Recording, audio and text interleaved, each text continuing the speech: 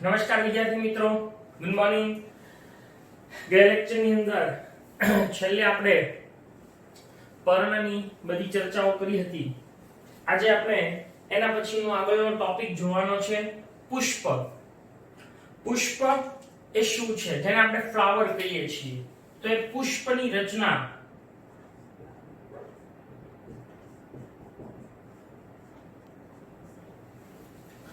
હવે પુષ્પ છે એનો વિન્યાસ ને એની આપણે ગયા લેક્ચરની અંદર ચર્ચા કરી ગયા. પુષ્પની ગોઠવણી જે કેવી રીતે થતી હોય છે એના આધારે.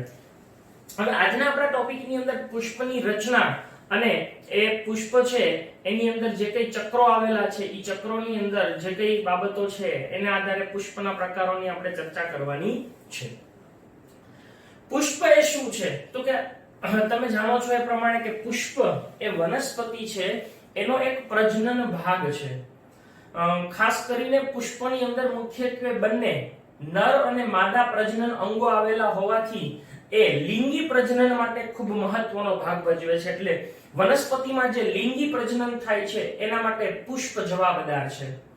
આ પુષ્પની રચના, જેને આપણે સાદી ભાષામાં ફૂલ કહીએ છીએ, એ પુષ્પની રચના કેવી છે તો તમે અગાઉના ધોરણોની અંદર પણ પુષ્પની રચનાને સમજીને આવ્યા છો કે પુષ્પ છે એ શું છે તો કે પુષ્પ એક કોઈ ધરી અથવા તો એક દંડ હોય, પુષ્પ દંડ હોય, એના ફૂલેલા ભાગ ઉપર ગોઠવાયેલા 4 ચક્રો, મુખ્યત્વે 4 ચક્રો ધરાવે છે. અને ઈ જે દંડ જેવો ભાગ જેની ઉપર આ ચક્રો ગોઠવાયેલા છે એને પુષ્પાસન તરીકે ઓળખવામાં આવે છે.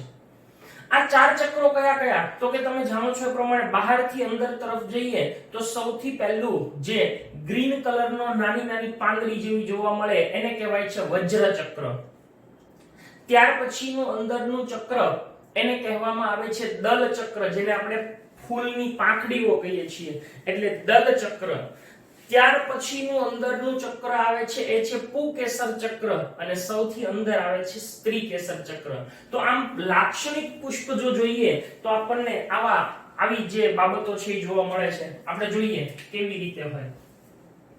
ધારો કે આ પુષ્પાસન છે, એનો આ ફૂલેલો દંડ જેવો ભાગ છે.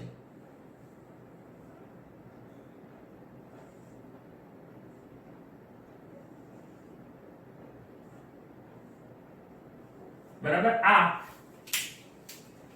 પુષ્પાસન છે. હવે આના ઉપર આવું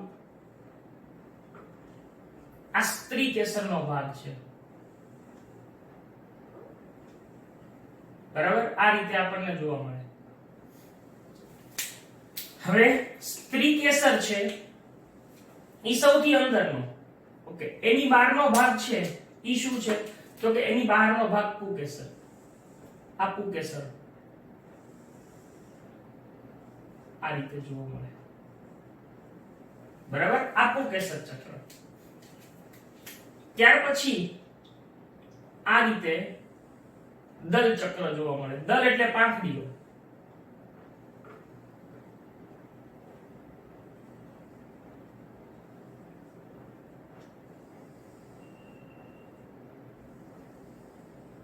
બરાબર, આ રીતનું આપણને જોવા મળે.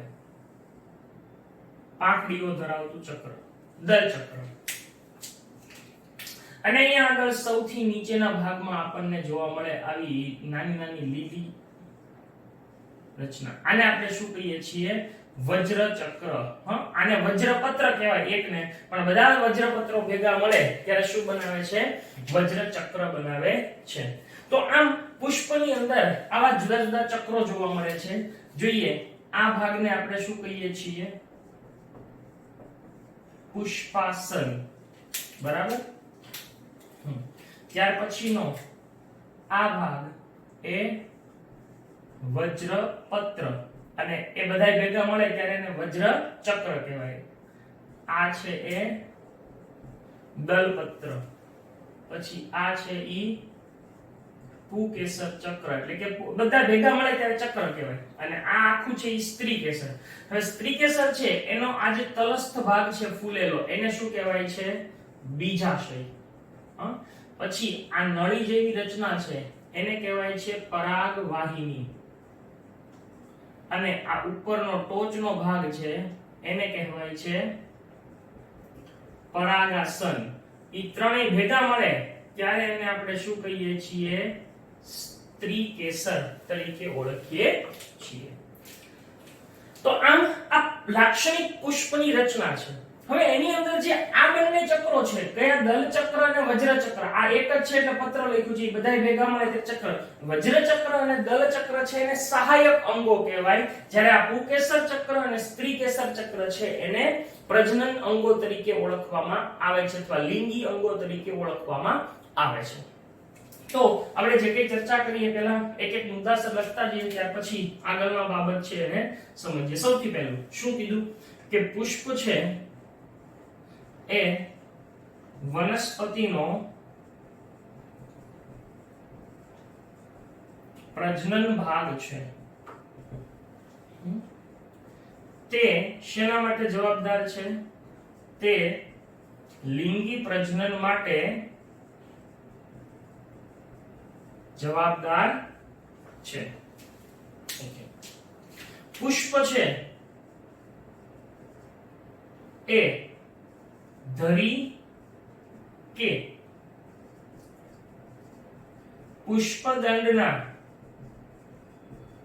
ફૂલેલા ભાગ પર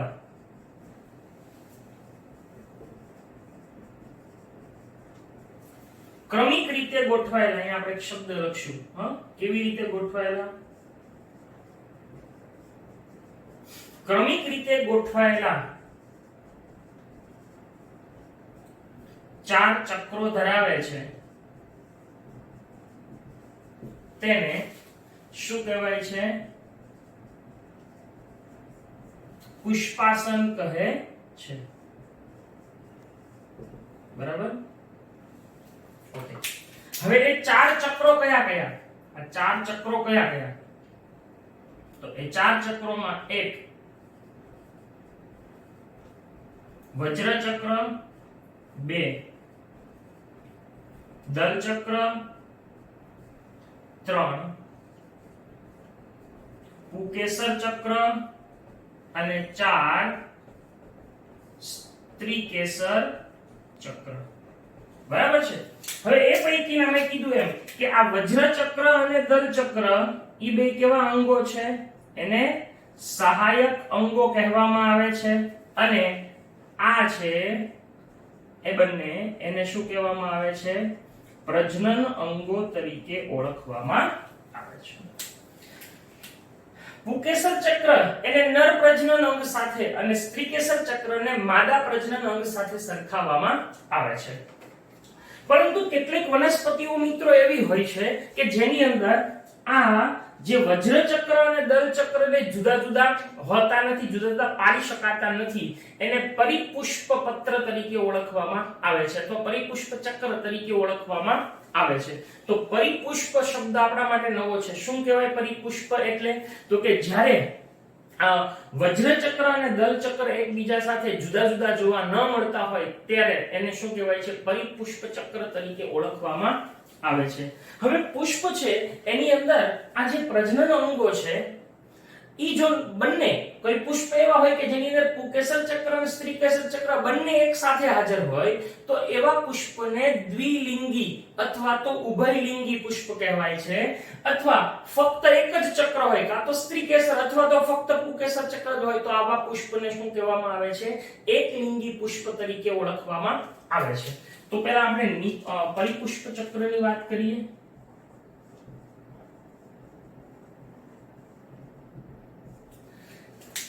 લીલી જેવી કેટલીક વનસ્પતિ, આ લીલી ઈ વનસ્પતિનું નામ છે. લીલી જેવી કેટલીક વનસ્પતિમાં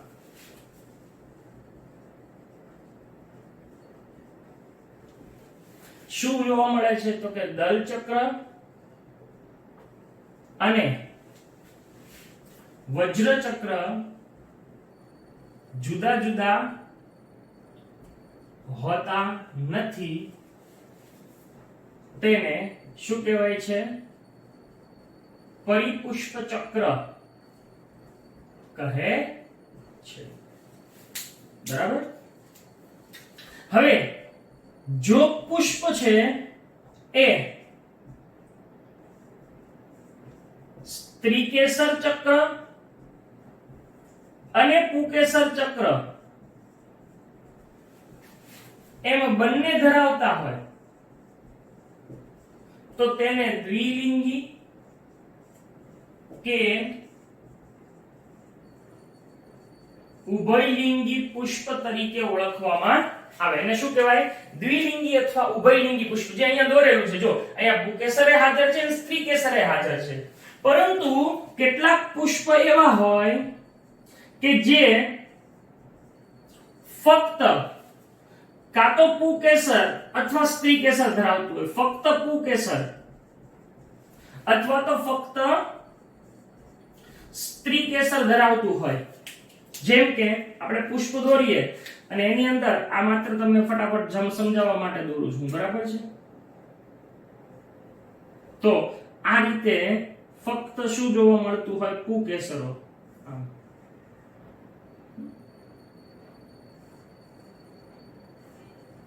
આ પુકેસર જ હોય એકલા, સ્ત્રી કેસર ના હોય તો એને શું કહેવામાં આવે છે? એકલિંગી પુષ્પ. પુષ્પ ફક્ત પુકેસર અથવા સ્ત્રી કેસર ધરાવે અથવા સ્ત્રી કેસર ધરાવે તો એને કેવું પુષ્પ કહેવાય છે? એકલિંગી પુષ્પ કહેવાય. હવે સ્ત્રી કેસર જો તો ખાલી શું જોવા મળે ખબર છે? આવી રીતે ફક્ત સ્ત્રી કેસર જ જોવા મળે. અને પછી બીજું શું હોય? દલચક્ર, વજ્રચક્ર ને એવું હોય, પણ માત્ર પુકેસર અથવા માત્ર સ્ત્રી કેસર ધરાવે તો એને એકલિંગી પુષ્પ તરીકે ઓળખવામાં આવે છે. તો આ રીતે પુષ્પની આ સામાન્ય રચના એની આપણે ચર્ચા કરી. હવે પુષ્પની સમમિતિની આપણે વાત કરવાની છે. સમમિતિ એટલે શું? તો કે જે પુષ્પ છે એને કોઈ પણ ધરીએથી કાપવામાં આવે તો એ સરખા ભાગોમાં વિભાજિત થાય છે કે નહીં, એને આપણે સમમિતિ તરીકે ઓળખીએ છીએ. તો એ સમમિતિની હવે આપણે ચર્ચા કરીએ. સમમિતિ.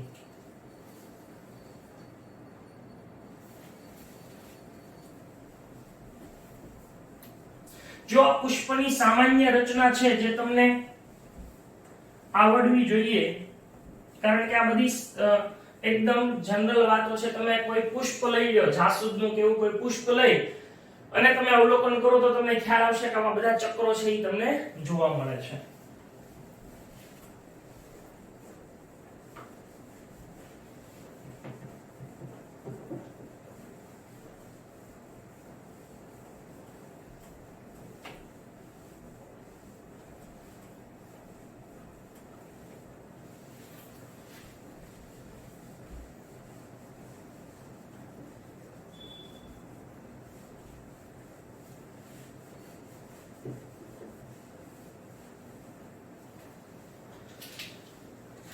તો આપણો ટોપિક છે સમમિતિ. બરાબર? હવે એની અંદર આપણે પહેલી જે જોવાની છે એને કહેવાય છે નિયમિત પુષ્પ અથવા તો અરીય અથવા ત્રિજ્યામય સમમિતિ. આપણો જે પહેલો પ્રકાર છે એને આપણે શું કહીએ છીએ?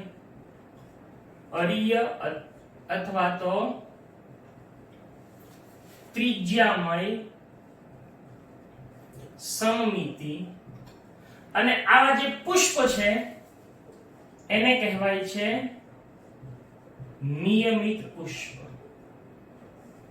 બરાબર? એને શું કહેવામાં આવે છે? નિયમિત પુષ્પ તરીકે ઓળખવામાં આવે છે.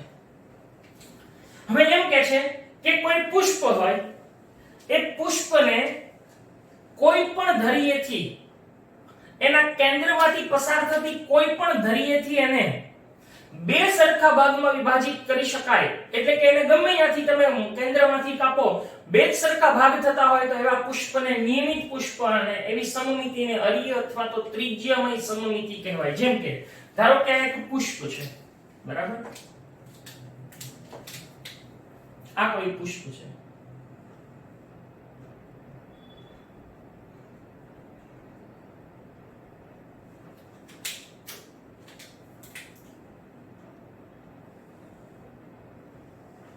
આ એની પાંખડીઓ છે, બરાબર? આ આકૃતિ હું તમને સમજૂતી માટે દોરું છું, બરાબર છે?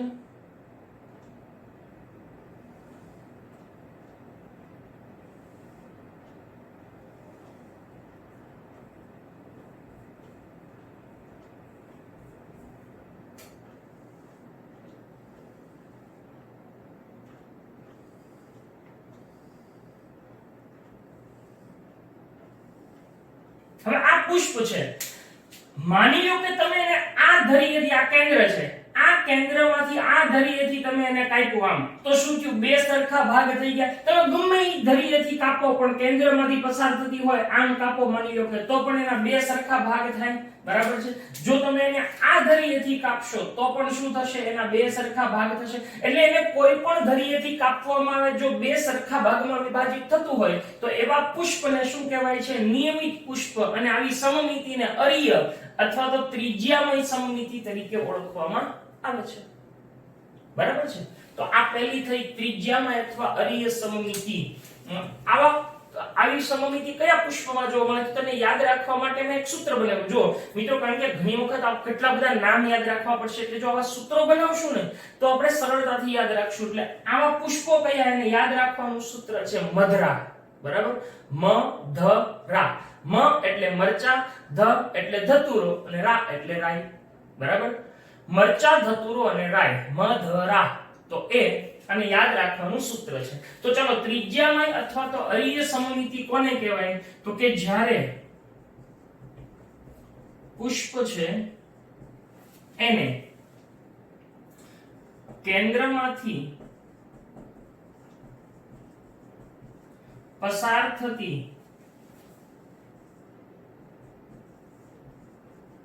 કોઈ પણ ધરીએથી અથવા તો કોઈ પણ ભાગેથી, કોઈ પણ ધરીએથી બે સરખા ભાગમાં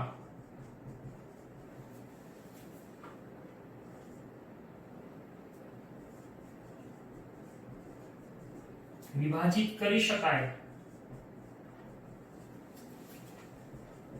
તેને શું કહેવાય છે? નિયમિત પુષ્પ કહે છે. આ નિયમિત પુષ્પ.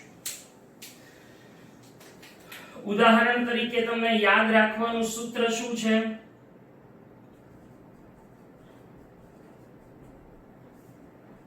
મ ધ રા. બરાબર છે? મ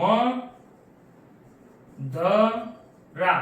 મ એટલે મરચાનું પુષ્પ, ધ એટલે ધતુરાનું પુષ્પ અને રા એટલે રાઈનું પુષ્પ.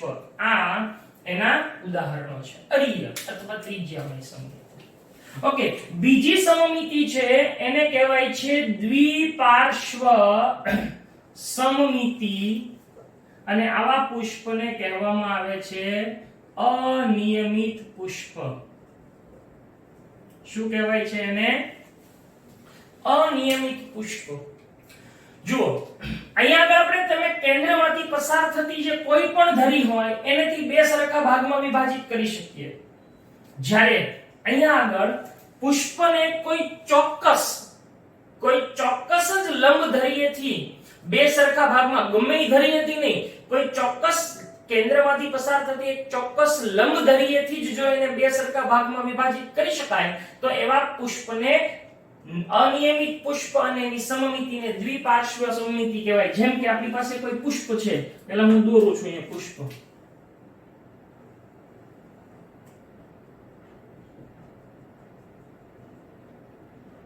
બરાબર? હવે અહીંયા આગળ આપણી પાસે આવું કોઈ પુષ્પ છે.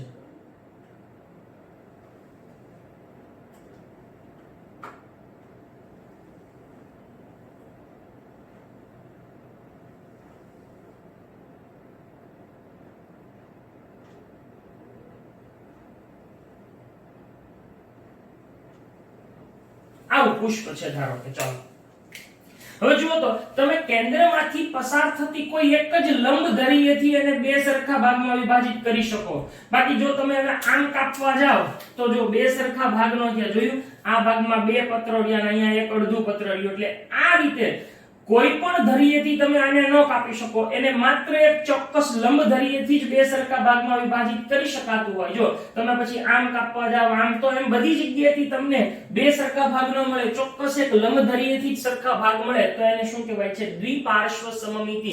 અને એવા પુષ્પને અનિયમિત પુષ્પ કહેવામાં આવે છે. તો એના માટે શું આવશે કે જ્યારે પુષ્પને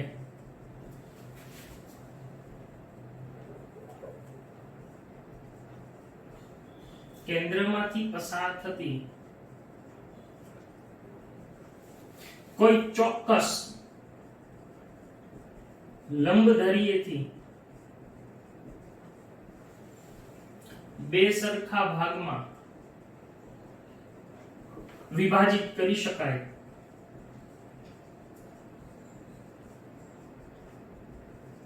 તેને અનિયમિત પુષ્પ કહે છે.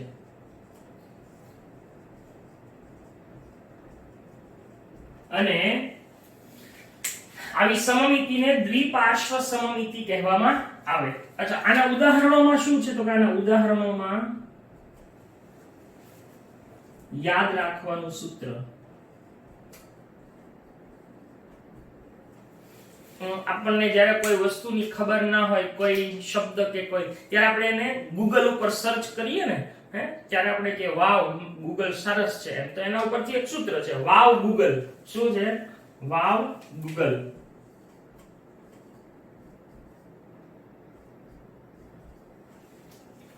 તો આના ઉપરથી શું?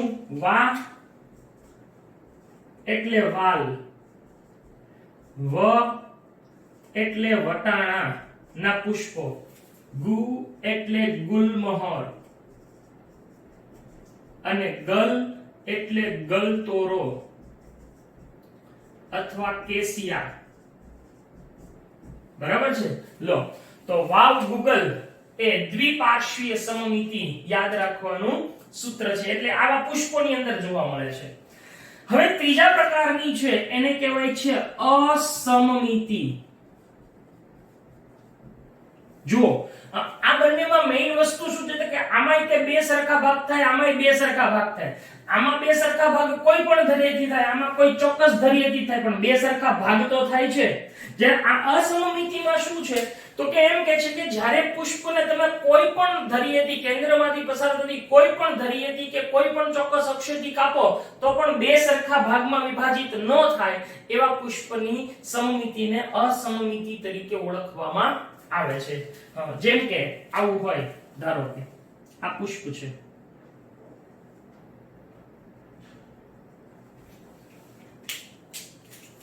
હવે આ એની દલપત્રો છે એ આવી રીતે જોવા મળે. ધારો કે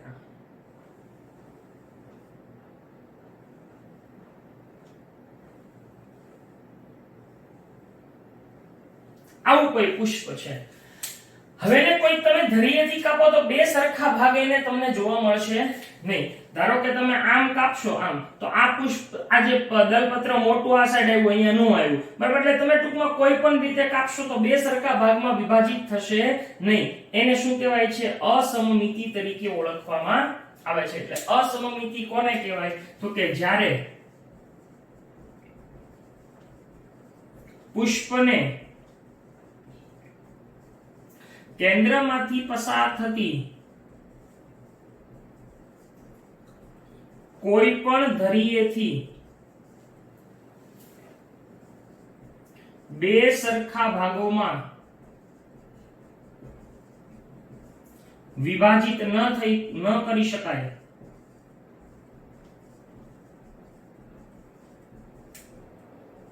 તેને શું કહેવાય છે? અસમમિતિ કહે છે. હવે આવું કયા પુષ્પમાં જોવા મળે તો કે એનું ઉદાહરણ એક જ છે, કેના. ઈ યાદ રાખવાનું. ઉદાહરણ છે કેના. લો, તો આ રીતે નિયમિત પુષ્પ, અનિયમિત પુષ્પ અને અસમમિતિ ધરાવતું પુષ્પ એની અહીંયા ચર્ચા પૂરી થાય છે. આના પછીનો ટોપિક છે કે એની અંદર આપણને એવું સમજાયું છે કે ઘણી વખત આ પુષ્પ છે એની અંદર જે એના ચક્રો છે, જેને આપણે અંગો કહીએ છીએ, ઈ 3, 4 કે 5 ના ગુણાંકમાં હોય તો એવા પુષ્પ છે એને ત્રિઅવયવી, ચતુઅવયવી અથવા પંચાવયવી પુષ્પ તરીકે પણ ઓળખવામાં આવે છે. બરાબર? અહીંયા હું તમને એ વધારાની વાત લખી દઉં છું. બરાબર? આપણે આવી રીતે કરીને લખીએ છીએ. બરાબર? કે જો જે ઉપાંગો છે, પુષ્પના ઉપાંગો એ 3, 4 કે 5 ના ગુણાંકમાં હોય તો ત્યારે એને શું કહેવાય છે? ત્રિઅવયવી, ચતુઃ અવયવી કે પંચાવયવી પુષ્પ કહે છે. બીજી એક વાત આપણે ભણવાની છે, એ છે નિપત્રી પુષ્પ.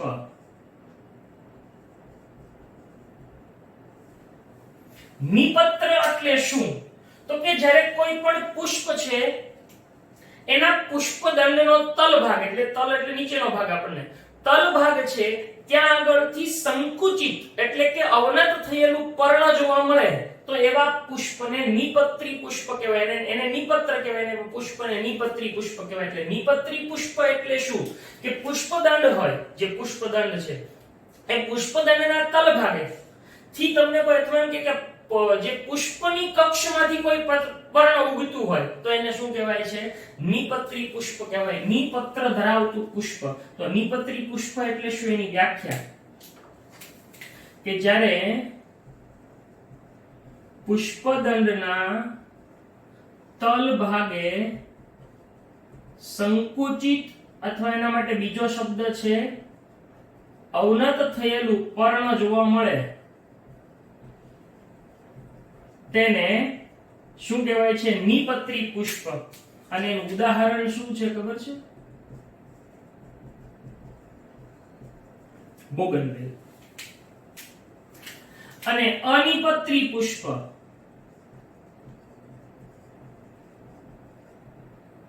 કોને કહેવાય? નિપત્ર ન ધરાવતું એને અનિપત્રી કહેવાય. શું? નિપત્ર ન ધરાવતું હોય એને અનિપત્રી કહેવાય. બરાબર?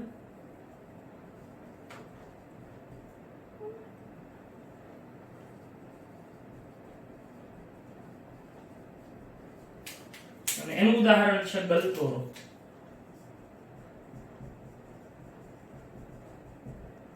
લો તો અહીંયા આગળ આ નિપત્ર ની વાત પણ પૂરી થાય છે. બરાબર છે? આ બાબત આ યાદ રાખજો. હવે આપણે જે જોવાનું છે એ છે બીજાશયના સ્થાનના આધારે પુષ્પ. જો બીજાશય આપણે જોઈ ગયા હતા ને, નીચેનો સ્ત્રીકેસરનો ફૂલેલો ભાગ છે એને બીજાશય કહેવાય. એના સ્થાનના આધારે પુષ્પના પ્રકારો જોવાના છે.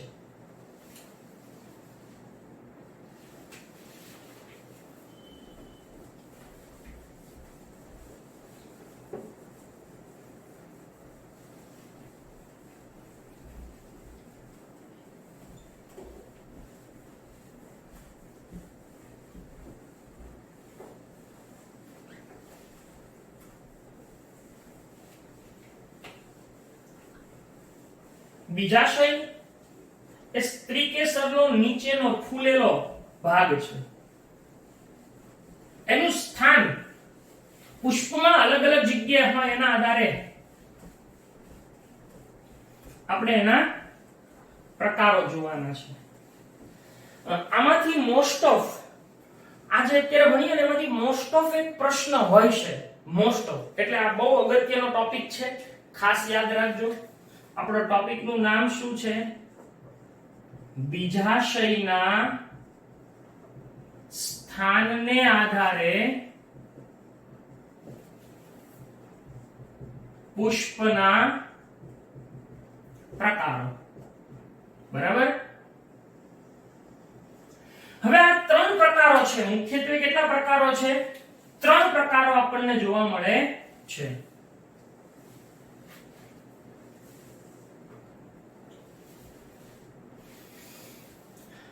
કયા કયા ત્રણ પ્રકારો? તો કે સૌથી પહેલો પ્રકાર છે એને કહેવાય છે અધોજાયી પુષ્પ. બીજું છે એને કહેવાય છે પરિજાયી પુષ્પ. અને ત્રીજો છે એને કહેવાય છે ઉપરીજાયી પુષ્પ. હવે અહીંયા જાયી એટલે જાયાંગ. જાયાંગ છે સ્ત્રીકેસર ચક્ર છે ને એને બીજું એક શબ્દ વપરાય છે જાયાંગ, જે આપણે 12મા ધોરણની અંદર આવશે. તો એ જાયાંગ એટલે જાઈ, એના ઉપરથી જાઈ શબ્દ છે. અધોજાયી પુષ્પ, પરિજાયી પુષ્પ અને ઉપરીજાયી પુષ્પ. હવે અહીંયા આગળ શું છે તો કે અધોજાયી પુષ્પમાં આ યાદ રાખવાનું, અધોજાયી પુષ્પમાં બીજાશય છે એ ઉચ્ચસ્થ હોય. કેવું હોય છે? ઉચ્ચસ્થ. એટલે બીજાશય બધા કરતા સૌથી ઉપર હોય. જે ચાર ચક્ર છે ને એમાં બીજાશય બધા કરતા ઉપર હોય, એટલે કે સ્ત્રીકેસર બધા ચક્ર કરતા ઉપર હોય, બાકીના બધા ચક્રો એની નીચે ગોઠવાયેલા હોય છે. પરિજાયી પુષ્પની અંદર બીજાશય છે ઈ અર્ધ અધસ્થ હોય. એટલે કે જે બીજાશય છે એટલે કે સ્ત્રીકેસર છે એની સાથે એના સમતલમાં એની જ ઊંચાઈએ બીજા બધા ચક્રો એની ઊંચાઈએ જોવા મળે તો એને શું કહેવાય છે? અર્ધ અધસ્થ અથવા તો પરિજાયી પુષ્પ.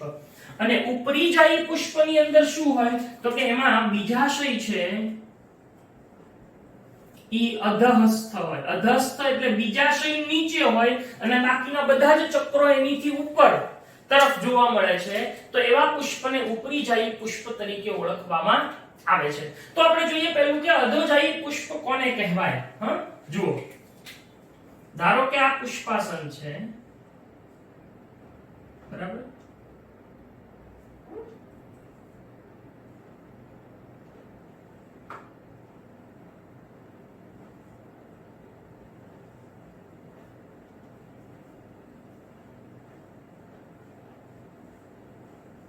તો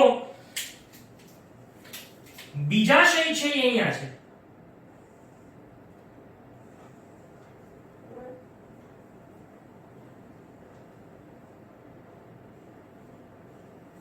બરાબર? આ રીતે.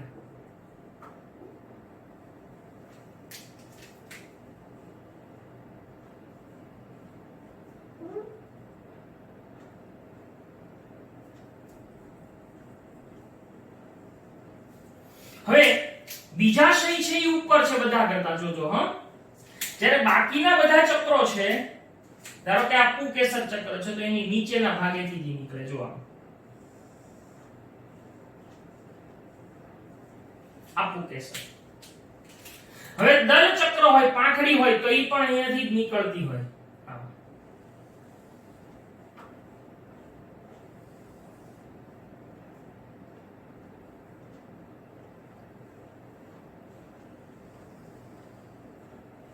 બરાબર? આ રીતે આપણને જોવા મળે પાંખડી.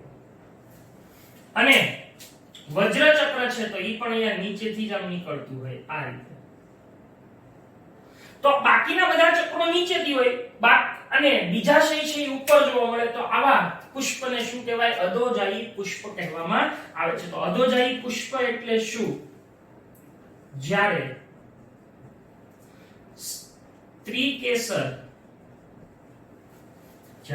સ્ત્રીકેસર ઉચ્ચ સ્થાને હોય અને બાકીના ચક્રો અથવા બાકીના અંગો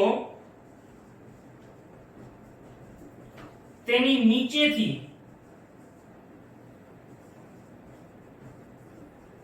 વિકસતા હોય તેવા પુષ્પને શું કહેવાય છે? અધોજાયી પુષ્પ. પણ તમને આવો પ્રશ્ન પૂછે કે અધોજાયી પુષ્પમાં બીજાશય કેવું છે? તો કે બીજાશય છે એ પાછું ઉચ્ચસ્થ છે. બરાબર છે? હવે આવું કોની અંદર જોવા મળે? તો પાછું યાદ રાખવાનું સૂત્ર. આના ઉદાહરણોમાં શું જોવા મળશે? તો કે આના ઉદાહરણોમાં યાદ રાખવાનું સૂત્ર છે રીંગણ રાજા.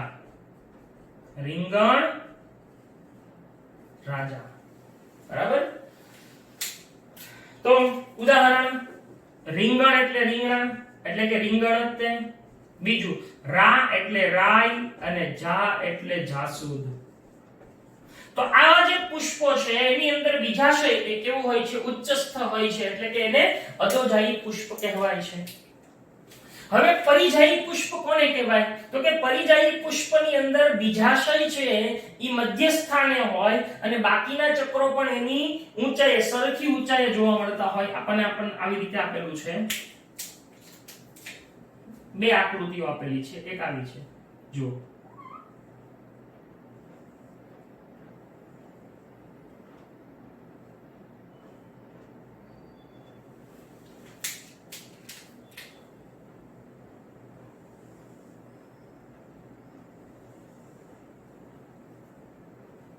બરાબર?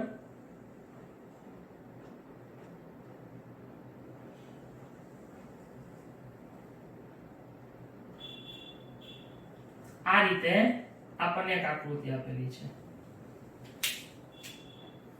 કે જેની અંદર બાકીના ચક્રો અહીંથી નીકળતા હોય. જો આ છે ઈ શું છે?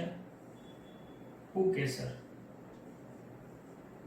એટલે એની જેટલી ઊંચાઈ જોવા મળે. અહીંયા શું જોવા મળે? દલ ચક્ર. અને અહીંયા શું જોવા મળે? વજ્ર ચક્ર. બરાબર?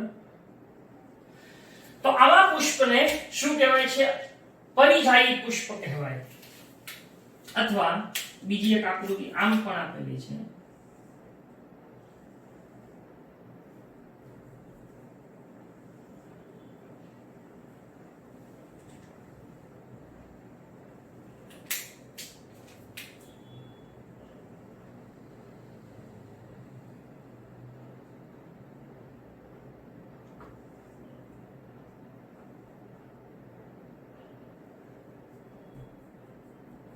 આ રીતે આપણને જોવા મળે.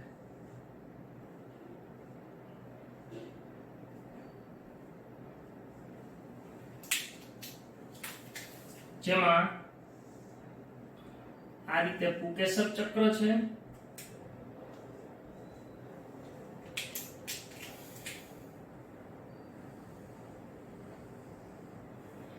આ રીતે દલપત્ર હોય. બરાબર? અને અહીંયા છે ઈ વજ્રપત્ર હોય. તો આવા પુષ્પને શું કહેવાય છે? પરિજાયી પુષ્પ. અચ્છા, પરિજાયી પુષ્પ એટલે શું? એની વ્યાખ્યા શું થશે? તો કે જ્યારે બીજાશય અથવા સ્ત્રી કેસર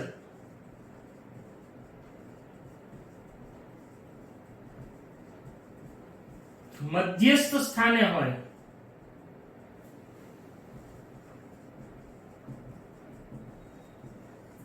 અને બીજા જે ચક્રો છે પણ તેની સમાન ઊંચાઈથી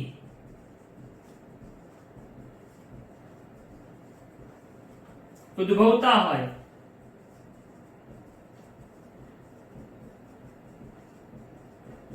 તો તેવા પુષ્પને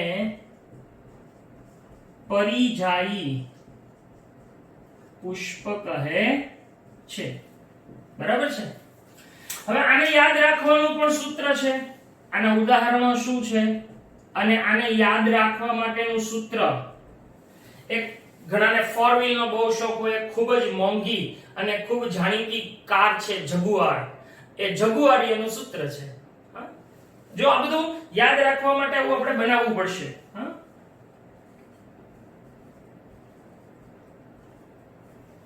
અહીંયા જે ર લીધો છે ઈ મેં માત્ર એક પ્રાસ મળે ને એટલે લીધો છે. આપણા ઉદાહરણોમાં તો આ ત્રણ જ છે. જગુઆર માં જ એટલે જરદાળુ, ગુ એટલે ગુલાબ અને આ એટલે આલુ વૃક્ષ, જેને આપણે પીચ કહીએ છીએ. બરાબર? તો આમ જરદાળુ, ગુલાબ અને આલુ વૃક્ષ ઈ કોના ઉદાહરણો છે? પરિજાયી. એટલે જો આવું પણ આપણને પ્રશ્ન પૂછાય નીટ ની અંદર, તો કોઈ પણ ઉદાહરણો અથવા તો આવા પ્રશ્ન પૂછાય તો આપણને યાદ રહે એટલે સરળતાથી જગુઆર. ર છે માત્ર કીધું એમ પ્રાસ મેળવવા, આનો કોઈ ઉદાહરણ નથી. જ ગુ આ, જેમ અહીંયા આગળ કેમ રીંગણ રાજામાં રીંગણ, રા અને જા એમ. હવે છે ઉપરીજાયી પુષ્પ. અચ્છા, આમાં વિશેષતા એ છે કે જો અહીંયા આપણે એવું જોયું કે અહીંયા બીજાશય છે એ બેના બધાના લેવલે છે, અહીંયા બીજાશય છે ઉપર છે બાકી બધા નીચે. ત્યારે અહીંયા ઉલટું થાય છે. બીજાશય છે એ નીચે છે અને બાકીના બધા જ ચક્રો એનાથી ઉપરથી શરૂ થાય છે. બીજું કે આ જે પુષ્પાસન છે એ બીજાશયને સંપૂર્ણપણે ઘેરી લે છે. એટલે ઈ કંઈક આવી વિશિષ્ટ રચના છે. જુઓ, આવી રીતે જોવા મળે છે.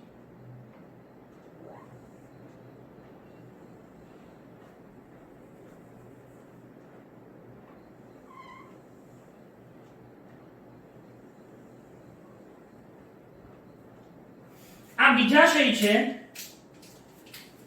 પુષ્પાસન છે એ સંપૂર્ણપણે આને ઘેરી લે છે.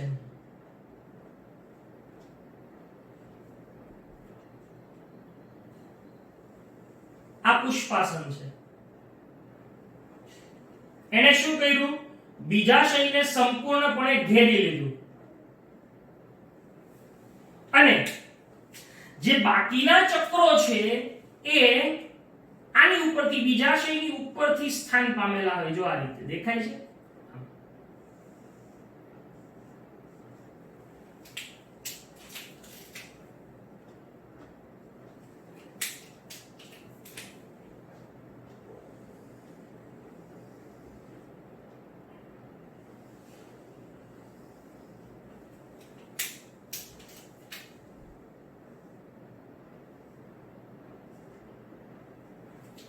આ રીતે આપણને આવું દર્શાવ્યું છે.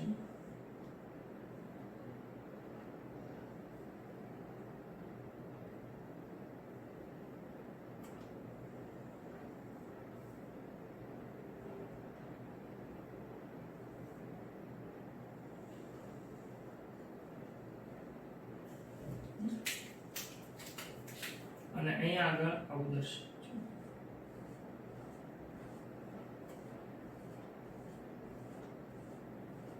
તો આ પ્રકારની જે રચના છે એમાં બીજાશય નીચે વહી ગયું. જો આ બ્લુ કલરનું એ બીજાશય, બધામાં આપણે એવું જ રાખ્યું બ્લુ કલર. બીજાશય નીચે ને બાકીના બધા જ ચક્રો એની કરતા ઉપર આવી ગયા, એટલે બીજાશય અધસ્થ થઈ ગયું નીચે, અને આવા પુષ્પને ઉપરીજાયી પુષ્પ કહેવાય છે. એટલે અહીંયા આવે કે જ્યારે પુષ્પાસન બીજાશયને ઘેરી લે છે અને બાકીના ચક્રો એ બીજાશયથી ઉપર તરફ ઉદ્ભવે છે, તેવા પુષ્પને શું કહેવાય છે? ઉપરીજાયી પુષ્પ કહે છે. અને એની અંદર બીજાશય કેવું? અધસ્થ બીજાશય નીચે છે. હવે આના ઉદાહરણોમાં શું આવશે? તો કે આના ઉદાહરણોને યાદ રાખવાનું સૂત્ર કાકી જામ આપો. બરાબર? જો બધાય તમને હસવું આવશે, પણ આ આપણા માટે છે, સરળતાથી યાદ રહે એટલા માટે.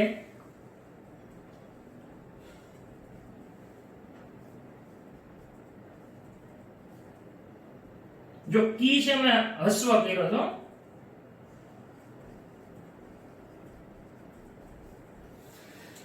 હવે અહીંયા આગળ ફરીથી કહી દો, આપો છે એ માત્ર પ્રાસ મેળવવા માટે છે. આપણા ઉદાહરણમાં આ છે 3 કા, કી અને જમ. બરાબર? કા એટલે કાકડી, કી એટલે કિરણ પુષ્પક, સૂર્યમુખીના કિરણ પુષ્પક,